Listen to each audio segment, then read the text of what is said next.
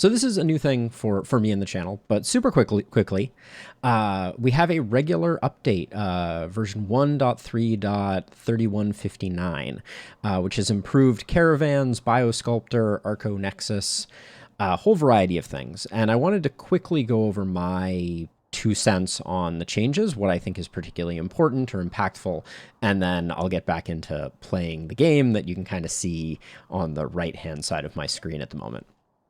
So first and foremost, we see a lot of changes to the Biosculptor, and the Biosculptor has been getting a lot of tweaking over the last few changes. The few major changes that I see here is one, automation of the Biosculptor. So it was relatively manually intensive. For those who watch my series, you'll know that I keep 4 slots for Biosculptor pods, but I have about 12 pawns.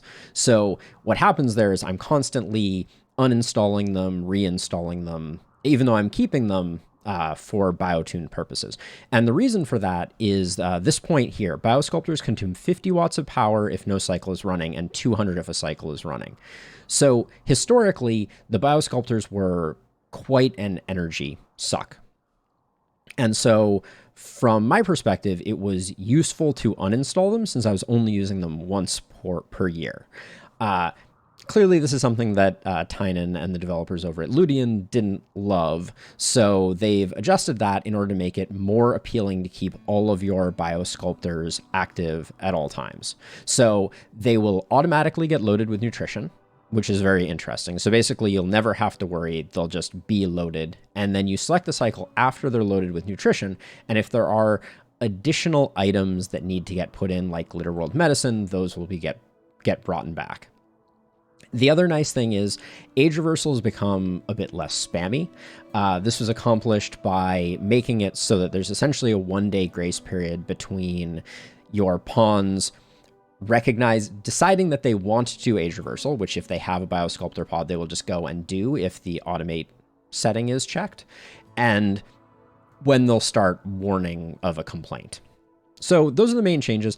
I'm going to move to try to automate it. And the way that I'm thinking about doing that is I'm going to make a space for every Biosculpt pod.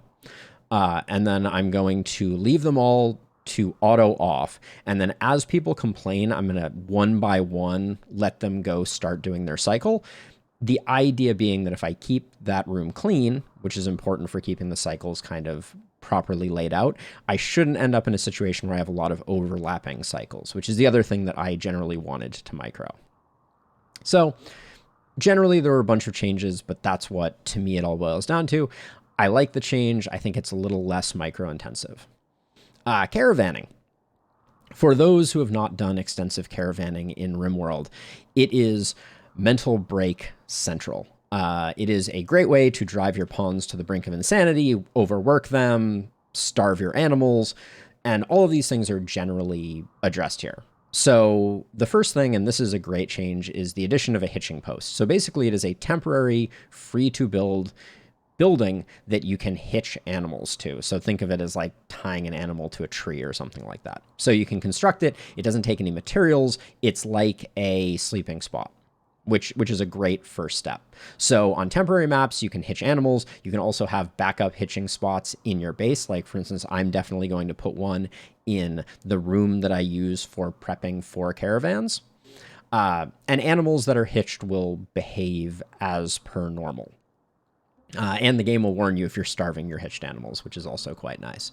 Other than that, they made a lot of tweaks to make pawns still do the things that they're supposed to do. So sleeping, eating while they're loading a caravan. So you hopefully, I haven't tested this yet, can kind of tell them to form a caravan and they will form one and go when they're going to go. They made it easier to regain your excited for travel mood, which is going to make it easier in general to keep pawns sane, because if they take a break because you drafted them or something like that, when they return to loading the caravan, they will once again become happy. Colonists being able to grab food from pack animals to feed patients and other things and grab medicine from pack animals is amazing, especially if this works well on foreign turf. That'll be an incredible change. And then Pen alerts changes are fine. And then roping to remove animals from a handling pen. Remove animal handling skill required for roping pen. What I mean to say is anybody can now rope animals, which is really nice. So overall, caravan prep changes seem really awesome. The one thing that is not addressed here that I kind of wish is when you are on a temporary map tile, making it easier to utilize bedrolls would be amazing. Because right now it's very labor intensive to go find the bedrolls on a particular pack animal, drop them off of that pack animal, install them, sleep in them, etc. It would be fantastic if while traveling in temporary map tiles, there was either some automatic way to use sleeping bags, bedrolls, or not. Arco-Nexus improvements. This is almost entirely about readability and the communication around the Arco-Nexus. It can be really hard to know what you are giving up and what you are keeping. So there are changes to the status of animals, which ones are bonded. It gives you more information about the items that you're bringing along. There's a huge list of changes here. I have not fully done an Arco-Nexus ending, so I only have familiarity with this based on other people's woes, leaving important things behind. Or the other big change here is going ahead, initiating the Arco-Nexus event, and then having some status on your pawns carry over that makes it difficult to handle them when you land in a new random place. So for instance, they mentioned malnutrition, hypothermia, etc. So all of your need for sleep, food, etc. are all stripped away when you do that ending. As for the miscellaneous improvements, I'm trying to think if anything here was particularly useful. I remember at least one down here. I can't find it right off the bat. But they did make a change to the here we go. It's the first one and the most important one. Ideologist buildings are no longer expected to be placed in non-home maps. Now, I need to test this, but if this does what I think it does, this will be amazing, because you will occasionally get people showing up to say help you.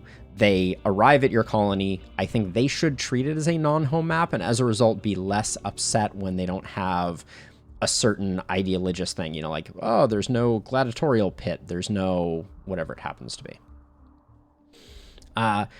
Pawn beauty stat being visible all the time is kind of nice. Sometimes I did wonder about that. Yeah, and then added charity events for not helping pilgrims. I'm not sure what that is. Added range values to the darkness combat stats. We'll see if we can't hit the broadside of a barn anymore in our playthrough. But I think that's all I'm going to mention here. I wanted to keep this relatively short, but looks like a great little update. So that's 1.3.3159 in a nutshell. And if you haven't been watching, go check out my RimWorld playthrough on YouTube. But thanks for watching this new video type.